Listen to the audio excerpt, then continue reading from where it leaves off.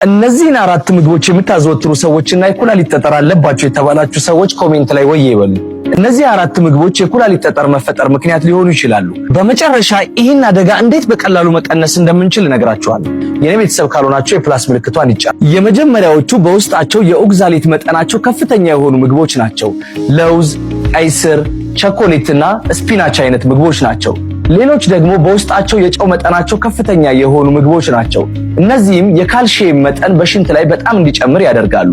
የዩሪክ አሲድ መጠናቸው ደግሞ ከፍተኛ የሆኑ በተለይ እንደ ቀይ ስጋ አይነትም ለዚህ ምክንያት ተጋላጭ ሊያደርጉን ይችላሉ። በመጨረሻም በምግብ ሳይሆን በሰፕሊመንት መልክ የምናገኘው ከፍተኛ የካልሲየም ሰፕሊመንት የምንወስድ ሰዎችም ለዚህ አደጋ ተጋላጭ ልንሆን እንችላለን። ነገር ግን በቀላሉ መከላከል የምንችለው አደጋውን መቀነስ የምንችለው ምግቡን እንኳን እየበላን በቂ የሆነ ውሃ ከ2 እስከ 3 ሊትር ውሃ መጠጣት የምንችል ከሆነ መቀነስ እንችላለን። ቪዲዮ ከተመቻችሁ ፎሎ፣ ላይክ፣ ሼር፣ ኮሜንት እንዳይረሳ።